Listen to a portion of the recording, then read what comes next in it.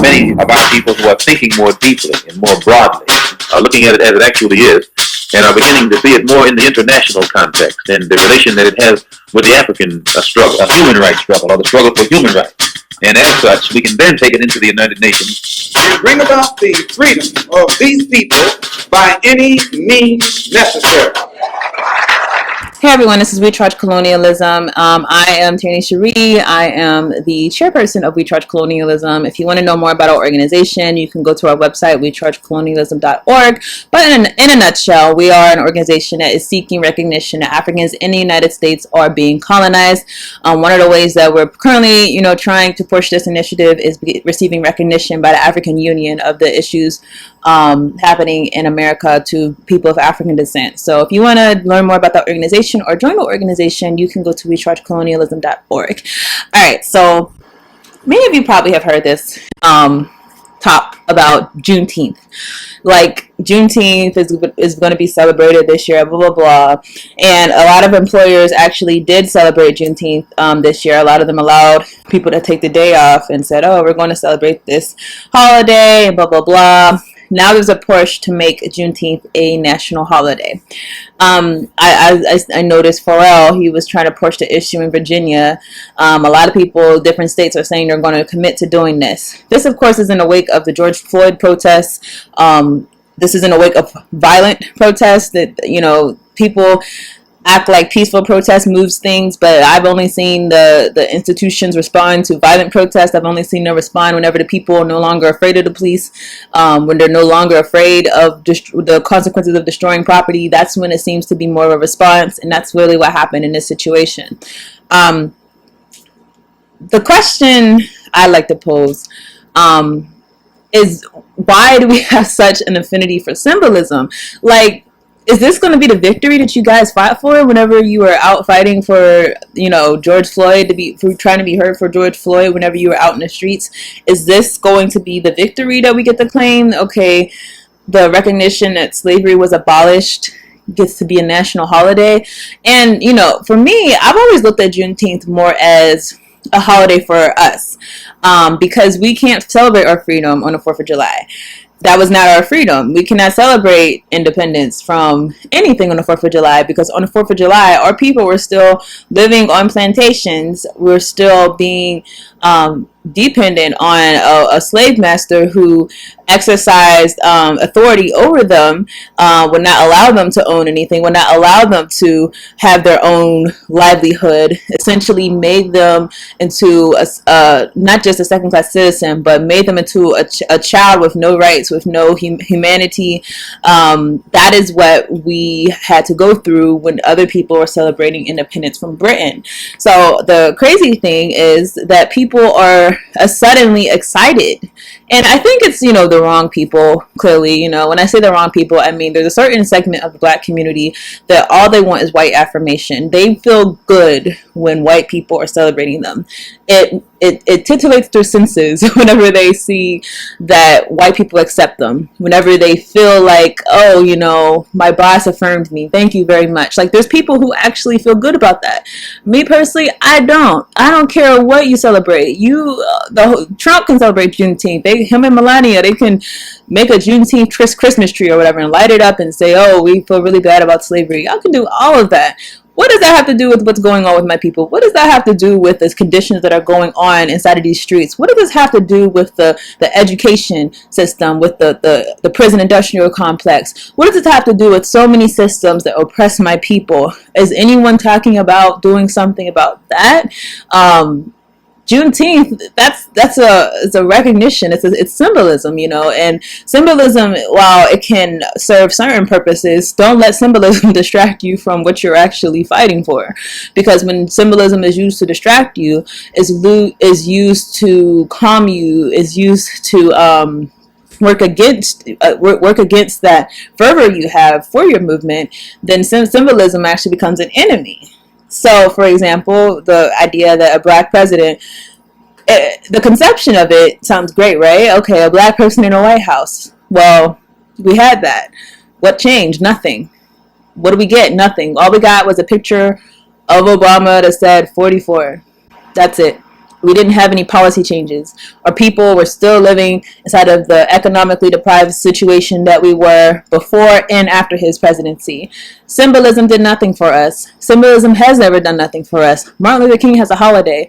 Back in the day, that was the big thing. That was the bigger than Juneteenth. Oh, they're recognizing Dr. King. What happens? Every year, people come together and they talk about the I Have a Dream speech. They ignore so many other facets of Dr. Martin Luther King. They ignore the fact that he said about that same I Have a Dream speech, he said that dream was actually a nightmare. We ignore that and we talk about I Have a Dream. We talk about these integrationist concepts. We talk about things that are not of a threat to the power system. That is what we do on Martin Luther King Day. What has that done for us? Nothing. I would say that when you look at Martin Luther King Day and the fact that it hasn't done anything for us and it hasn't actualized anything for us, that day has been used as a tool against us. And the same thing is just going to happen with Juneteenth. The same thing is going to happen if they put Harriet Tubman on the $20 bill. The same thing is going to happen over and over again. Every single time we see a new article come out say, oh, it's the first black so-and-so to graduate with this from Harvard. That's a distraction. It's the first black so-and-so to become a CEO of MSNBC. That's a distraction. You know why it's a distraction? Although those things are, congrats to those people, but you know why it's a distraction? Because for every one of those people, I promise you, there's thousands who are suffering. There's thousands who are inside of a system that is oppressing them. There's thousands whose children could die any moment from walking outside and living inside of economically deprived areas where their people are not able to actually survive. That is the bigger threat. That is what's really going on. So I say all this to say, I understand how some of us may like the idea, for me personally, like, would I like off on Juneteenth? Absolutely. Please give us off. But understand, this is not going to be something that's targeted towards doing anything for black people. In fact, it wouldn't just be a holiday for black people. It'd be a holiday for all people. So it's not any type of reparation towards the situation. It does nothing to undo what happened to George Floyd or what happened to so many other black men and women at the hands of the police. It does nothing to change our situation. It does nothing to change our economic stance. All it does is give people something to feel good about. And like I said, it's a certain class of black people who all they want is to feel good. All they want is to feel affirmed by the white power structure. They crave it.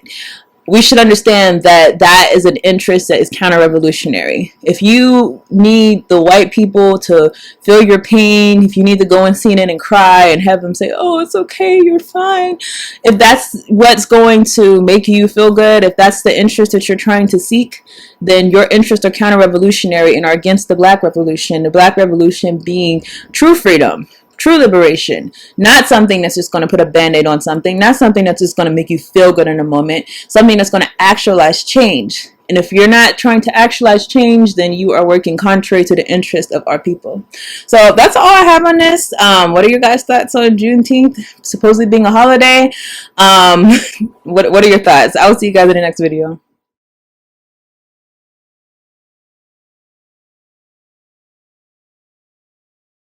The Justice Bank. So what is the Justice Bank? I've talked before about the fact that we were trying to do a bail project, but we ended up deciding to do a mutual aid fund. The Justice Bank initiative will essentially take members, and if you would pay a very low monthly membership fee. We're going to keep it low on purpose because we are servicing a people who are the most disenfranchised in this country, the most under attack, and it's not reasonable to expect that there's that someone could pay $30 a month, $50 a month, whenever you are of that group. Now, when you become a member, we're going to have a trial period, maybe say after 3 or 6 months, whatever, you are eligible to petition us for help with your expenses. Now, what type of people who are targeted from the prison industrial complex, what type of people would be eligible? Well, because we're doing a mutual aid society, that would be democratic. What we mean is that if you are a member of the Justice Bank, you would have a say in what types of, let's say, charges or offenses that you want to be covered under the Justice Bank. The idea is that all of us are putting our money in collectively because we are a target of the prison industrial complex. Every single day that we walk out, you as a black person, you are seen as a criminal in this country, and that is a fact. And we want to offer a type of protection for our people, and almost like an insurance policy, honestly, that if you do have some type of run-in with the law, if you do have a charge, a criminal charge, that you can count on a mutual aid society to help you and assist you with those types of charges. 100,000.